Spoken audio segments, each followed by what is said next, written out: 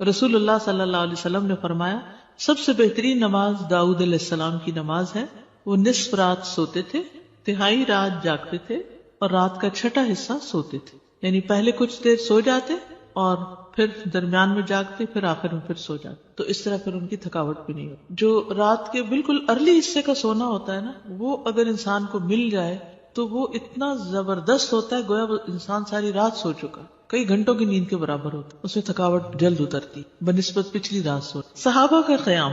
عائشہ رضی اللہ تعالیٰ عنہ سے روایت ہے، انہوں نے فرمایا نبی صلی اللہ علیہ وسلم نے ایک شخص کو مسجد میں قرآن پڑھتے سنا تو فرمایا اللہ اس پر رحم کرے، مجھے اس نے اس وقت فلاں فلاں آیت یاد دلا دی ہے جو میں فلاں فلاں سورت سے بھول گیا تھا. عباد اللہ بن عبداللہ نے حضرت عائشہ رضی اللہ تعالیٰ عنہ سے یہ اضافہ بیان کیا ہے کہ نبی صلی اللہ علیہ وسلم نے میرے گھر میں نماز تہجد پڑھی تو آپ نے عباد کی آواز سنی جو مسجد میں نماز پڑھ رہے تھے. آپ نے فرمایا عائشہ کیا یہ عباد کی آواز ہے؟ میں نے عرض کیا جی ہاں. آپ نے دعا فرمائی اے اللہ عباد پر رحم فرما. کیا خیر خواہی تھی نبی صلی اللہ علیہ وسلم کہ اپنے ساتھیوں کے بارے میں جب سنتے تھے تو وہیں ان کی غیر موجودگی میں بھی ان کے لیے دعا کرتے. تو ابھی آپ نے کہا نا کہ جگہ جگہ روشنیاں، تو یہ صحابہ کے گھروں میں ایسے ہی ہوتا. صحابیات کا قیام. نبی صلی اللہ علیہ وسلم نے فرمایا مجھ سے جبریل علیہ السلام نے کہا کہ حفصہ سے رجوع کر لو کیونکہ وہ بہت روزے رکھنے والی اور بہت قیام کرنے والی ہے اور بے شک وہ جنت میں آپ کی بیوی ہے. امام احمد بن حنبل، امام بخاری، حافظ عراقی، یہ سب قیام اللیل کرنے والے لوگ تھے اور ان کے لیے ایسے ہی تھا جیسے کوئی بہت مانوس چیز ہے، یعنی بالکل روٹین کی بات تھی. تہجد کے فائدے. نمبر 1 خیر و بھلائی ملنا.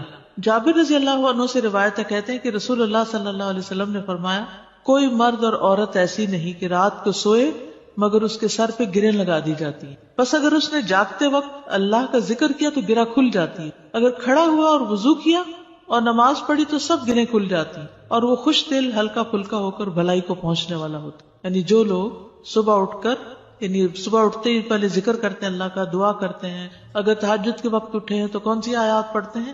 آل عمران کی آخری آیات، ان فی خلق السماوات والارض، اور پھر وضو کرتے ہیں، نماز پڑھتے ہیں تو ان کی ساری گرہیں کھل جاتی، بالکل فریش ہو کر ریلیکس ہو کر دن کا آغاز کرتے ہیں. اور اگر نماز مس ہو جائے تو بوجھ تلے آ جاتے ہیں. اسی طرح نفس میں چستی آتی ہے ورنہ سستی اور خباثت نفس کے اندر آتی ہے. لا علاج مرض سے شفا ملنا. امام ابن قیم کہتے ہیں قیام اللیل حفظان صحت کے اسباب میں سب سے زیادہ نفع مند، یعنی صحت کی حفاظت کے لیے سب سے اچھی چیز ہے اور بہت سے لا علاج امراض کو روکنے والے امور میں سے سب سے زیادہ روکنے والا ہے اور جسم، روح اور دل کو بہت چاق و چوبند رکھنے والا ہے. یعنی لا علاج مرضوں کا علاج ہے قیام اللیل. دل کا علاج. یحییٰ ابن معاذ کہتے ہیں دل کا علاج 5 چیزوں میں ہے. نمبر 1 تدبر کے ساتھ قرآن پڑھنا. نمبر 2 پیٹ کو خالی رکھنا، یعنی بہت زیادہ نہ کھانا. نمبر 3 قیام اللیل. نمبر 4 سحری کے وقت اللہ کے سامنے عاجزی اور انکساری کرنا. نمبر 5 نیک لوگوں کی مجلس میں بیٹھنا. دل کو خوشی ملنا. عطا خراسانی کہتے ہیں جب آدمی رات کو تہجد کے لیے اٹھتا ہے تو خوشی کے ساتھ صبح کرتا ہے اور اس قیام کی وجہ سے اپنے دل میں مسرت محسوس کرتا ہے، اور اگر اس پر نیند غالب آ جائے اور وہ اپنے ورد سے سویا رہ جائے تو غم کی حالت میں صبح کرتا ہے کہ آج میرے تہجد مس ہو گئے، اور اس کا دل ٹوٹا ہوا ہوتا ہے گویا کہ اس کا کچھ کھو گیا ہو، کیونکہ اس نے اپنے نفع مند کاموں میں سب سے زیادہ مفید کام کو کھو دیا، یعنی قیام اللیل کو. رزق ملنا. ابن قیم کہتے ہیں 4 چیزیں رزق کو کھینچ لاتی ہیں. نمبر 1 قیام اللیل. نمبر 2 سحری کے وقت استغفار کی کثرت. نمبر 3 صدقے کا خیال کرتے رہنا. نمبر 4 دن کے شروع اور آخر میں اس کا ذکر کرنا، یعنی صبح شام کی دعائیں ہیں یا اذکار ہیں. چہرے پر نور آنا. حسن بصری سے پوچھا کہ رات کو تہجد پڑھنے والے سب لوگوں سے زیادہ حسین چہرے والے کیوں ہوتے ہیں؟ انہوں نے کہا اس لیے کہ وہ تنہائی میں رحمان کے ساتھ گفتگو کرتے ہیں اور اللہ انہیں اپنا نور پہنا دیتا ہے. لوگوں کی محبت ملنا. سعید بن مسیب کہتے ہیں کہ ایک آدمی رات کو نماز پڑھتا ہے تو اللہ اس کے چہرے میں نور بنا دیتا ہے. اس نور کی وجہ سے ہر مسلمان اس سے محبت کرتا ہے. جب اس کو ایسا شخص دیکھتا ہے جس نے اسے پہلے نہیں دیکھا ہوتا تو وہ کہتا ہے بے شک مجھے اس آدمی سے محبت ہے، یعنی دیکھتے ہی اس کے دل میں اس کی محبت آتی ہے. کوئی ایک فائدہ بتائیے مجھے، کیا فائدہ تہجد پڑھنے کا؟ خوشی ملنا. دل کا علاج. لا علاج مرضوں سے حفاظت. رزق ملنا. یس. نفس میں چستی آنا. لوگوں کی محبت ملنا. چڑچڑا پن دور ہوتا ہے، برداشت پیدا ہوتی ہے.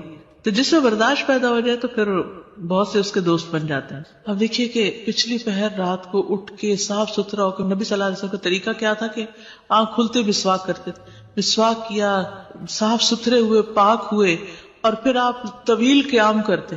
اب کیا کہتے ہیں, کھڑے ہو کے آفس میں کام کریں, اسٹینڈنگ آفیسز بن رہے ہیں, یعنی قیام کی حالت میں کمپیوٹر استعمال کرے. تو یہ قیام اگر کسی نے صبح صبح ہی کر لیا ہو, اور پھر نبی صلی اللہ علیہ وسلم کے قیام جتنا ہی ان کا رکوع بھی ہوتا تھا, اتنی دیر آپ جھکے ہوئے, اتنی دیر آپ کا سر سجدے میں پڑا ہوا, صحت ہی صحت ہے, ایکسرسائز ہی ایکسرسائز. فجر سے تھوڑی دیر پہلے اٹھ کے قیام کرنا, میں نے کسی لیکچر میں یہ سنا تھا کہ مطلب ٹھیک ہے آپ یہ تو کرتے ہیں, لیکن یہ بیسیکلی وہ قیام اللیل نہیں ہے, یہ کچھ اور ہی چیز ہے. ایسا کچھ نہیں. دیکھیے یہ اور کیا ہے, مطلب ان کا کہنے کا مطلب یہ تھا کہ ہم جیسے یہ سست لوگوں کے لیے ہے کہ اچھا چلو فجر سے ذرا سا پہلے اٹھ کے کر لیا, ورنہ بیسیکلی رات کی ڈیپ میں اٹھیں اور اس وقت کریں. وہ تو بالکل ٹھیک ہے. جیسے بہترین قیام جو ہے وہ داؤد علیہ السلام کا ہے, جو اٹھتے تھے پھر پڑھتے تھے پھر لیٹ جاتے تھے, آدھی رات کے بعد اٹھتے تھے پھر ایک تہائی کے بعد پھر وہ چھٹا حصہ جو تھا پھر دوبارہ سو جاتے تھے. لیکن یہ کہ عشاء کے ساتھ بھی ایکسٹرا نوافل سے بھی چاہے نہ بھی سوئے وہ بھی قیام ہوتا ہے. یعنی رات کے نوافل چاہے اول حصے میں پڑھ لیں, چاہے درمیان میں, چاہے آخر میں. ہاں یہ ایکسٹرا بات ہے کہ جس کام میں جو جتنی مشقت کرتا ہے اس کا اجر اتنا ہی زیادہ بڑھ جاتا ہے. آخری وقت میں اٹھنے والوں کا کم ہے اور پہلے اٹھنے والوں کا زیادہ ہے obviously. لیکن آخری حصہ لاسٹ 1/3 جو ہے اس میں اللہ تعالیٰ آسمانی دنیا پر آتے ہیں, تو وہ اس لحاظ سے زیادہ بہتر. اور سحری کا وقت جو ہے اس کی دعائیں قبول ہوتی ہیں, تو اس لیے اس وقت کو یہ نہیں سمجھنا چاہیے کہ یہ صرف سستی کا وقت ہے, بلکہ بڑے اجر کا وقت بھی ہے. اور پھر یہ جو ہم کہتے ہیں نا کسی کو چلو 10 منٹ پہلے اٹھ کے پڑھ لو, یہ صرف اس لیے کہتے ہیں کہ 1-2 پڑھیں گے مزہ آئے گا, پھر 10 کے وہ پیچھے اور 10 چلے جائیں گے. بگننگ بھی ہے بالکل, اسٹیپ بائی اسٹیپ, تھوڑا تھوڑا. ورنہ 1-2 دن تو جذبات میں آ کے اٹھیں گے تو پھر چوتھے دن پھر سوچ پڑے ہوں گے. تہجد کا وقت عشاء کے بعد سے طلوع فجر تک, عشاء کے بعد سے طلوع فجر تک. نبی صلی اللہ علیہ وسلم نے فرمایا اللہ نے تمہیں مزید ایک نماز عطا کی ہے جو کہ وتر یعنی تہجد ہے, اسے نماز عشاء اور نماز فجر کے درمیانی وقفے میں پڑھ لیا کرو. ٹھیک ہے نا, یہ سلسلہ صحیحہ کی حدیث ہے. کب سے کب تک ہے تہجد کا وقت؟ عشاء کے بعد سے فجر تک. اٹھنے کا بہترین وقت, مسند احمد کی روایت ہے, ابو مسلم سے روایت ہے کہ میں نے ابو ذر رضی اللہ عنہ سے پوچھا رات کے کس حصے میں قیام کرنا سب سے افضل ہے؟ ابو ذر رضی اللہ عنہ نے کہا میں نے بھی رسول اللہ صلی اللہ علیہ وسلم سے اسی طرح سوال کیا تھا جس طرح تم نے مجھ سے کیا. آپ نے فرمایا رات کے پچھلے پہر, یہ رات کے پچھلے پہر یا نصف رات میں, لیکن ایسا کرنے والے بہت تھوڑے ہیں. یعنی مشکل ہے نا آدھی رات کو اٹھنا. آپ مثلا سوئے ہیں 10 بجے اور 12 بجے پھر اٹھ جائے تو مشکل ہوگا. رات کے آخری حصے میں قیام کرنا. جابر رضی اللہ عنہ سے روایت ہے, انہوں نے کہا میں نے نبی صلی اللہ علیہ وسلم کو فرماتے ہوئے سنا تم میں سے جسے یہ خدشہ ہو کہ وہ رات کے آخر میں نہیں اٹھ سکے گا تو وہ وتر پڑھ لے پھر سو جائے, اور جسے رات کے قیام کا یقین ہو وہ رات کے آخر میں وتر پڑھے, کیونکہ رات کے آخری حصے میں قرات کے وقت حاضری دی جاتی ہے اور یہ بہتر ہے. ٹھیک ہے, تو رات کا آخری حصہ بھی اچھا ہے. آخری پہر دعاؤں کی قبولیت کا وقت بھی ہے. عمرو ابن عبسہ سے مرفوعاً روایت ہے کہ رات کی نماز 2 رکعت ہے اور رات کے آخری حصے میں دعا سب سے زیادہ قبول ہوتی ہے. رات کے آخری حصے میں دعا سب سے زیادہ قبول ہوتی ہے. نبی صلی اللہ علیہ وسلم کے اٹھنے کا وقت. مسروق سے روایت انہوں نے کہا میں نے عائشہ رضی اللہ عنہا سے پوچھا کہ نبی صلی اللہ علیہ وسلم کو سب سے زیادہ کون سا عمل پسند تھا؟ انہوں نے فرمایا وہ عمل جو ہمیشہ ہوتا رہے. میں نے کہا آپ رات کو کب اٹھتے تھے؟ انہوں نے فرمایا جب مرغ کی آواز سنتے تو اٹھ جاتے. اب دیکھیے اس کو گھڑیاں نہیں تھی, لیکن اللہ نے نیچرلی یعنی کہ ایک وقت تہجد کا جو تھا اس میں مرغ اذان دیتا ہے تو وہ بھی ایک الارم کی طرح ہے. آپ کو پتہ ہے کراچی کا تو کچھ نہ پوچھیں, اس لیے کہ فرسٹ ٹائم کراچی میں میرے ساتھ یہ ایکسپیرینس ہوا کہ رات کے وقت کبھی بول رہے, رات کے وقت کبھی بول رہے تھے. یہ فرسٹ ٹائم میں نے دیکھا تو میں نے کہا یہ کیا ہوا ہے, یہ نہیں, میں پریشان ہو گئی جب شروع میں گئی وہاں, یہ کیا ہو رہا ہے. پھر مجھے سمجھ میں آیا کہ یہاں کراچی میں تو ساری رات ٹریفک چل رہی ہوتی ہے اور لوگ جاگ رہے ہوتے ہیں کہ کراچی میں لوگ رات کو زیادہ جاگتے ہیں, تو وہ پھر کبھی بھی جاگنے لگے. کھانا ملتا ہے, بالکل کھانا بھی ملتا ہے. اب دیکھیں ریسٹورینٹس کے باہر وہ پرندے اڑ کے رات کے وقت آ کے بیٹھ جاتے ہیں کیونکہ دن کو وہ سب بند پڑا ہوتا ہے بیچارے, ان کا رزق بھی رات کو کھلتا ہے. ان کا یعنی کہ وہ سارا سسٹم ڈسٹرب ہو چکا ہے. جیسے انسان ڈسٹرب ہو گئے تو پرندے بھی ڈسٹرب ہو گئے. حضرت عائشہ سے روایت فرماتی ہیں آپ صلی اللہ علیہ وسلم شروع رات میں سوتے اور آخر رات میں بیدار ہو کر تہجد کی نماز پڑھتے. نبی صلی اللہ علیہ وسلم کا نصف رات کو اٹھنا، آدھی رات کو، یہ وہ حضرت ابن عباس والی روایت ہے جس میں ابن عباس آپ صلی اللہ علیہ وسلم کے گھر میں آ کر رکے تھے اور پھر جب آدھی رات گزر گئی تو آپ بیدار ہو کر تہجد پڑھنے لگے. نبی صلی اللہ علیہ وسلم کا سحری سے قبل نماز سے فارغ ہونا.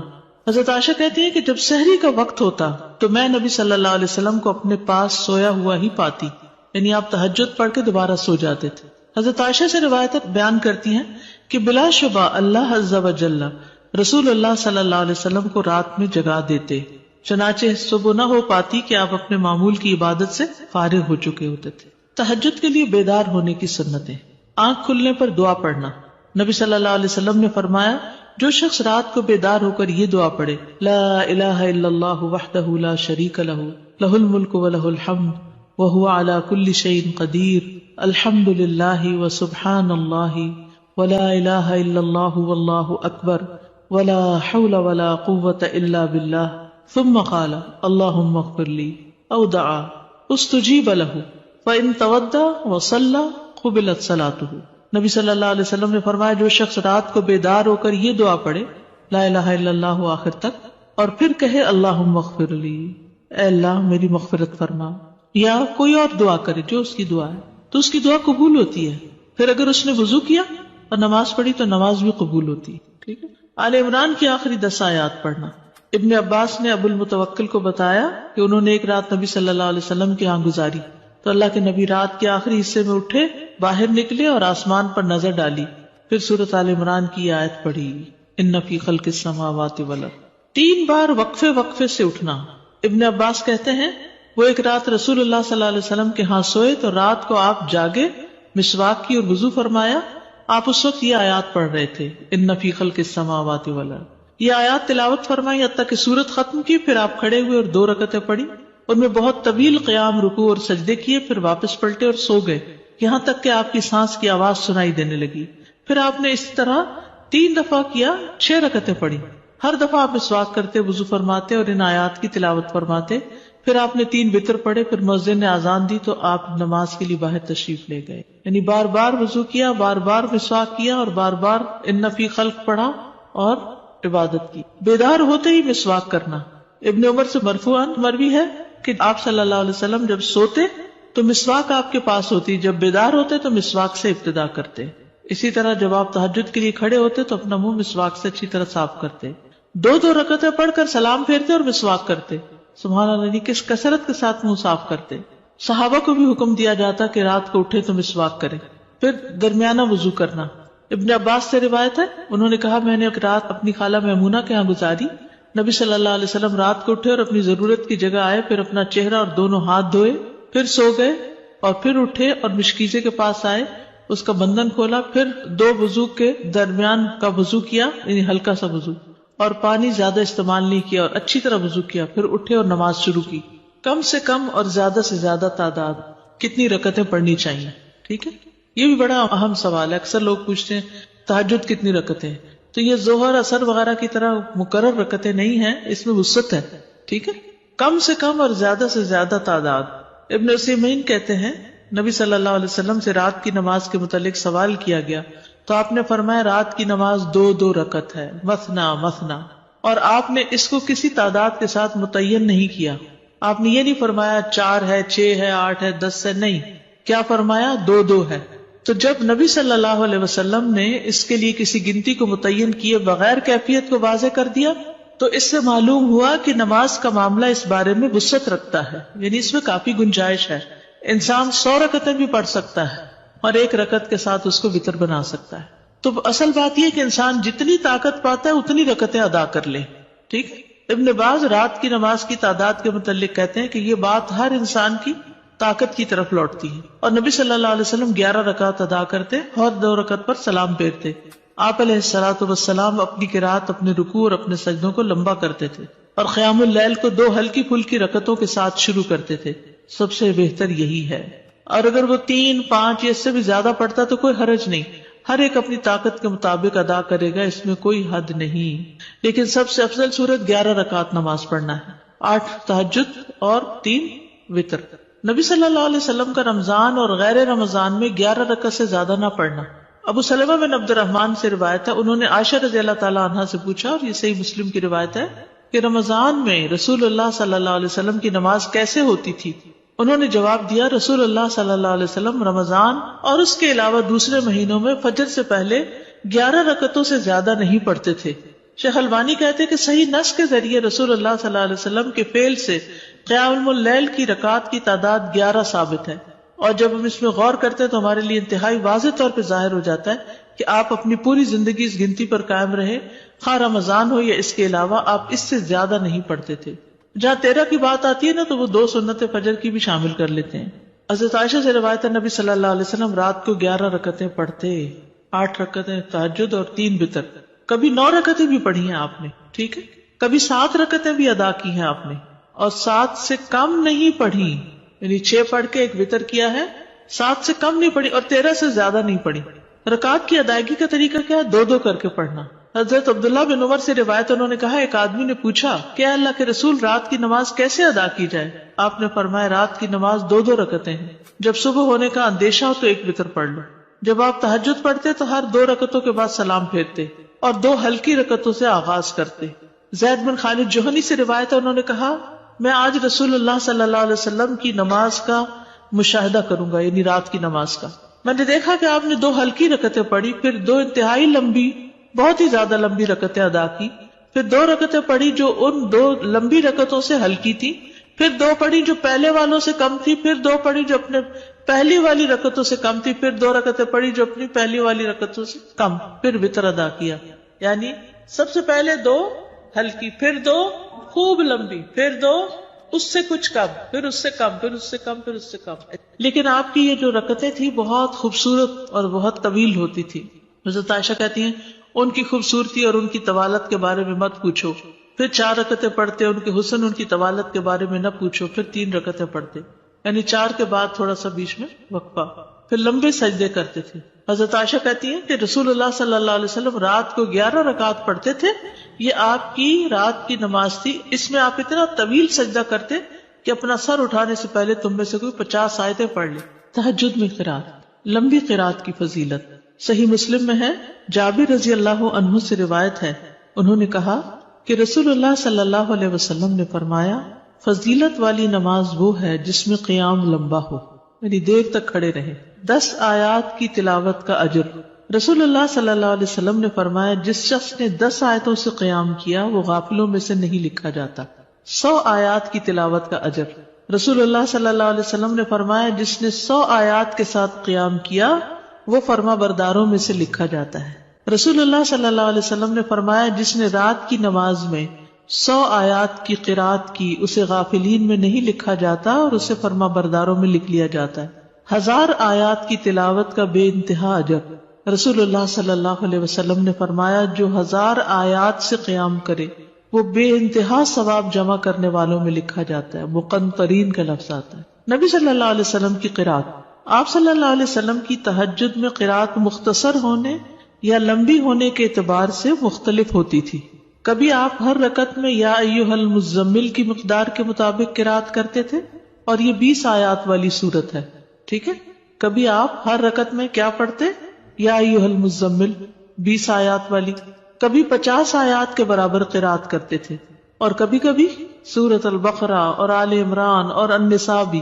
تو اس سے ہی پتہ چلتا ہے کہ اس میں کوئی لگا بندہ قاعدہ نہیں کہ اتنی ضرور قرات کی جائے، حسب حالت کم یا زیادہ کی جا سکتی ہے، لیکن obviously جتنی کریں گے پھر اس کا اجر اتنا ہی مختلف ہو جائے گا. نبی صلی اللہ علیہ وسلم کا قیام لمبا ہوتا تھا. عبداللہ بن مسعود سے روایت ہے، وہ کہتے ہیں، میں نے ایک رات نبی صلی اللہ علیہ وسلم کے ہمراہ تہجد پڑھی تو آپ کافی دیر کھڑے رہے، حتیٰ کہ میں نے ایک برے کام کا ارادہ کیا. ہم نے کہا، آپ کا کیا ارادہ تھا؟ انہوں نے فرمایا، میں نے یہ ارادہ کیا کہ میں نبی صلی اللہ علیہ وسلم کو قیام میں چھوڑ کر خود بیٹھ جاؤں. تھک گئے ہوں گے. ایک ہی آیت کی مسلسل تکرار.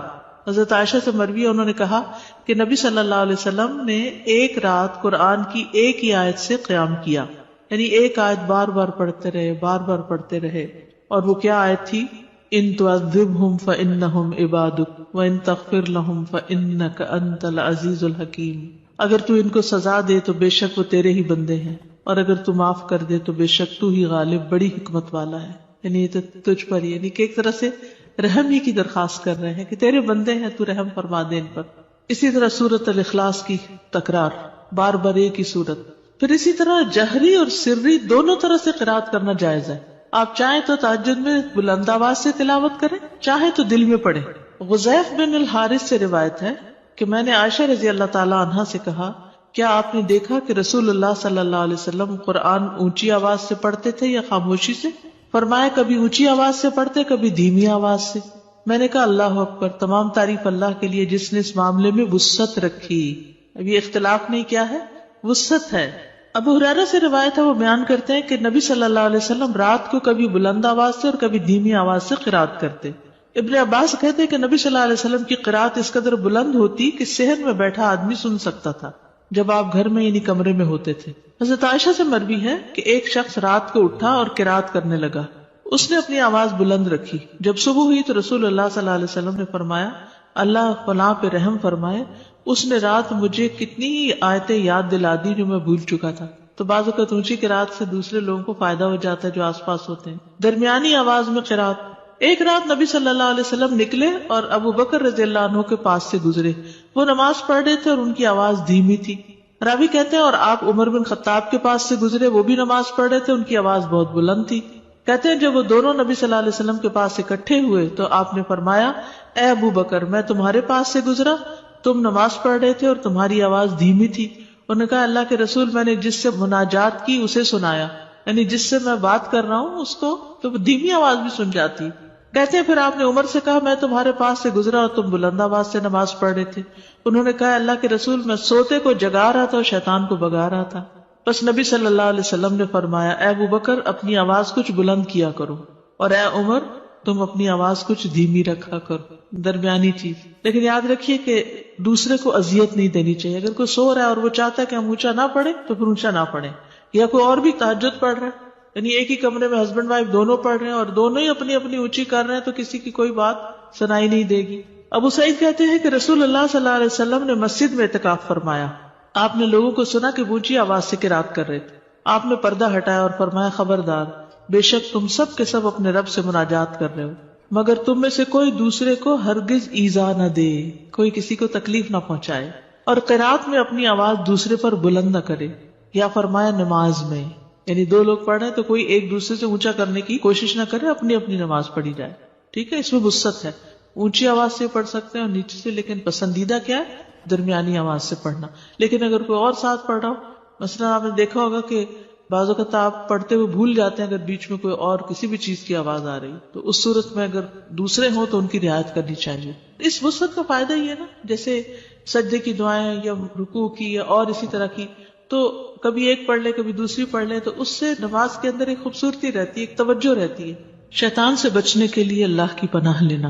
ابو سعید خدری بیان کرتے ہیں کہ رسول اللہ صلی اللہ علیہ وسلم جب رات کو قیام فرماتے تو اللہ اکبر کہتے، پھر سبحانک اللہم و بحمدک و تبارک اسمک و تعالی جدک و لا الہ غیرک کہتے، پھر 3 بار لا الہ الا اللہ کہتے، 3 بار اللہ اکبر کبیرہ کہتے. اس کے بعد اعوذ باللہ السمیع العلیم من الشیطان الرجیم من ہمزہ ونفخہ ونفثہ پڑھتے. بخشش طلب کرنا. ربیعہ الجرشی سے روایت ہے، کہتے ہیں کہ ایک مرتبہ میں نے عائشہ رضی اللہ عنہا سے سوال کیا تو میں نے کہا کہ رسول اللہ صلی اللہ علیہ وسلم جب رات کو قیام کرتے تو کس چیز سے آغاز فرماتے؟ انہوں نے کہا کہ آپ 10 مرتبہ اللہ اکبر کہتے، 10 بار سبحان اللہ، 10 بار لا الہ الا اللہ، 10 بار استغفر اللہ، اور 10 مرتبہ یہ دعا اللہم اغفر لی واہدنی وارزقنی، اور پھر 10 بار یہ دعا اللہم انی اعوذ بک من الضیق یوم الحساب، دنیا کی تنگی سے دعا مانگنا. شریک حوزنی کہتے کہ میں ام المومنین عائشہ رضی اللہ عنہا کے پاس گیا اور ان سے پوچھا کہ رسول اللہ صلی اللہ علیہ وسلم جب رات کو اٹھتے تو کس چیز سے ابتدا کرتے؟ انہوں نے کہا تحقیق تو نے مجھ سے ایسا سوال کیا جس کے متعلق تجھ سے پہلے مجھے کسی نے نہیں پوچھا. آپ جب رات کو اٹھتے تو 10 بار اللہ اکبر کہتے، 10 بار الحمدللہ کہتے، 10 بار سبحان اللہ و بحمدہ کہتے، 10 بار سبحان الملک القدوس کہتے، 10 بار استغفر اللہ کہتے، 10 بار لا الہ الا اللہ کہتے، 10 بار اللہم انی اعوذ بک من ضیق الدنیا و ضیق یوم القیامہ، اس میں قیامت کی تنگی کا بھی ذکر آتا ہے اور دنیا کا بھی. پھر اسی طرح آپ اللہم اغفر لی واہدنی وارزقنی وعافنی بھی 10 دفعہ یہ اللہ اکبر الحمدللہ سبحان اللہ اور استغفر اللہ کرنے کے بعد یہ پڑھتے تھے. پھر سجدے کی دعا